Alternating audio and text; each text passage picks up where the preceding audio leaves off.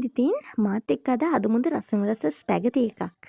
එහෙනම් අපි බලමු අපේ ස්පැගති එක හදන්න අපිට මොනවද ඕන වෙන්නේ සහ අපි කොහොමද මේ ස්පැගති එක හදාගන්නේ කියලා. මුලින්ම අපිට මේ ස්පැගති එකට අවශ්‍ය වෙනවා මස් වර්ගයක්. ඉතින් මම මෙතන එකතු කරගෙන තියෙනවා චිකන්.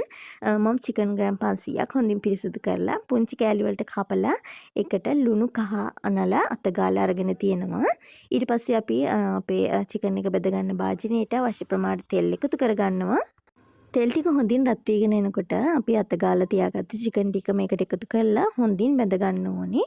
ඉතින් මේක රන්වන් පාට වෙනකම් මේකේ තියෙන වතුරත් මතුවෙලා හොඳට ඉදෙන්න මේක අපි වහලා බැඳ ගන්න ඕනේ. ඔයාලට කියන්න ඕනි ඔයාලට මෙතනදී පොල් තෙල් වෙනුවට ඔලිව් ඔයිල් පාවිච්චි කරන්න පුළුවන්. එහෙමත් නැත්නම් බටර් එකතු කරගන්න පුළුවන්. ඉතින් තව රස වැඩි කරගන්න පුළුවන් ඔයාලට මේ දේවල් වලින්.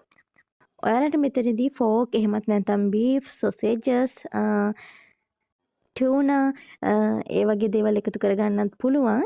මම මෙතන එකතු කරගෙන තියෙන්නේ චිකන්. ඉතින් ඔයාලා කැමති මස් වර්ගයක් මේකට එකතු කරගන්න පුළුවන්. මේ විදිහට මම චිකන් එක විනාඩි 7-8ක් වගේ හොඳට බැද ගන්නවා. මේක තෙලේ හොඳට රන්වන් පාට වෙනකම් බැද ගන්න.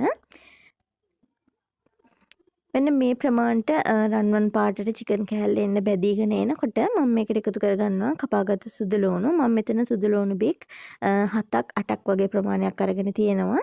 සාමාන්‍ය ප්‍රමාණයේ සුදු ලුණු බික්. ඉතින් මෙතනදී ඔයාලා අනිවාර්යයෙන්ම සුදු ලුණු එකතු කරගන්න ඕනේ. මොකද අපේ ස්පැගටි එක ගොඩාක් රස වෙන්නේ සුදු ලුණු එකතු කරගන්න එකෙන්. සුදු ලුණු වල රස හොඳට එන්න මෙන්න මේ වගේ චූටි කෑලි වලට චොප් කරගෙන එහෙමත් නැත්නම් බ්ලෙන්ඩ් කරලා වගේ ඔයාලා මේක චිකන් එකට එකතු කරගන්න. මම දැන් මේක චිකන් එකේ කලයකට එනකන් සුදු ලුණු ටික හොඳින් බැද ගන්නවා. ඉතින් මේ වෙලාවේ ඔයාලට හොඳ සුවඳක් එනවා.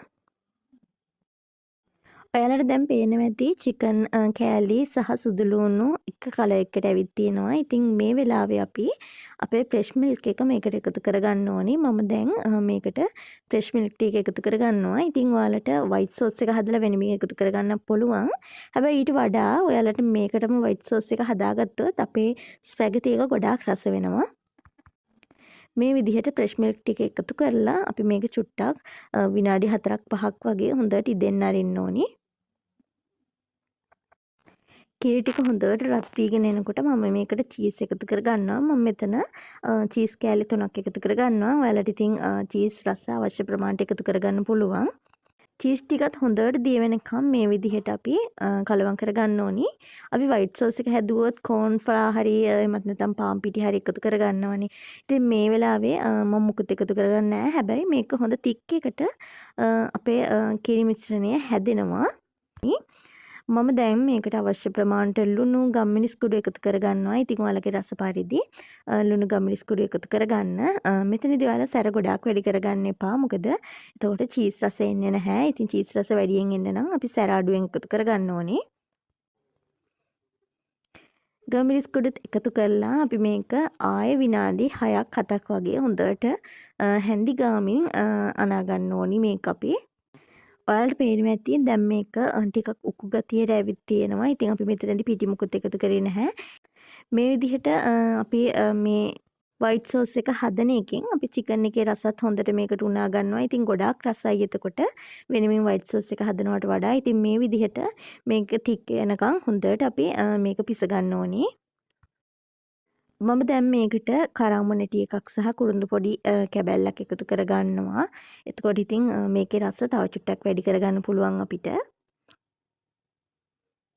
ඊට පස්සේ මම ලිප ඕෆ් කරලා මේකට බිත්තර එකක් දාගන්නවා. ඉතින් මෙතනදී ඔයාලට බිත්තර 2ක් හෝ 3ක් එකතු කරගන්න පුළුවන් මේ චිකන් ප්‍රමාණයට. ඉතින් ඔයාලා අනිවාර්යෙන් මතක තියාගන්න ලිප නිමලා අපේ මිශ්‍රණය නිමුණට පස්සේ ලා රසණයක් තියෙනකොට තමයි අපි බිත්තර එකතු කරගන්නේ.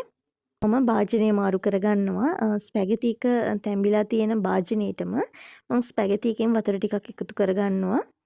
ඊට පස්සේ අපි හදාගත්තු අපේ වයිට් සෝස් චිකන් මිශ්‍රණය ඒකට එකතු කරලා හොඳින් කලවම් කරගන්නවා. ඉතින් මේක හොඳට කලවම් කරලා ඔයාලට දැන් මේ වෙලාවේ අවශ්‍ය ප්‍රමාණයට ලුණු දාගන්න පුළුවන්, ගම්මිරිස් කුඩු දාගන්න පුළුවන්. ඉතින් මේ විදිහට ඔයාලත් හදලා බලන්න ගොඩාක් රසයි.